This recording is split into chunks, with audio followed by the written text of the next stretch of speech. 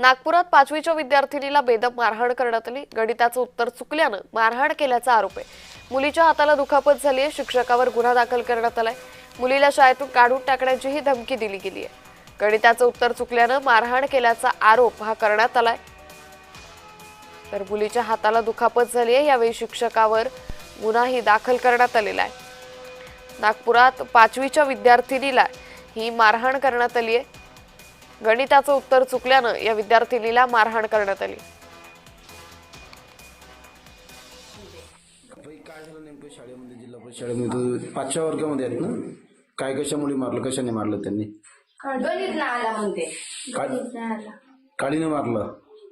मग तू काही त्यांना वगैरे म्हटलं का? अच्छा,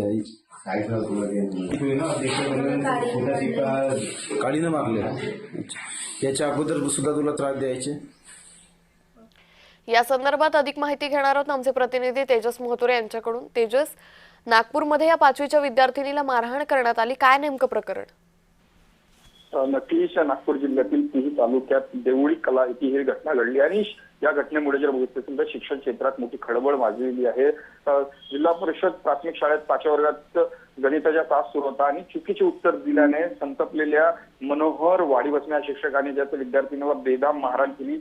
तिच्या हाताला गंभीर दुखापत झाली। यासोबत जर बघितलं असेल ती भीत जी आहे ते संपूर्ण तिने जी आहे ती तक्रार आपल्या वडिलांना सांगितलं, पालकांना सांगितलं, मात्र पालकाला बोलून ही बाब कुणाला सांगितलं, मुलीला शाळेत काढण्याची धमकी सुद्धा जी आहे पालकांना दिली अशा प्रकारची माहिती सुद्धा ती पुढे येत आहे। या संपूर्ण संदर्भात जर बघितलं असेल तर शिक्षकांवर जे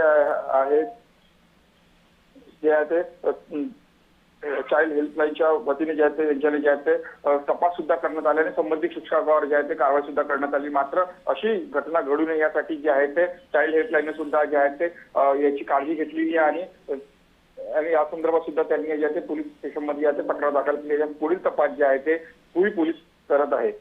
निश्चित, धन्यवाद तेजस आपण दिलेल्या सविस्तर माहितीसाठी।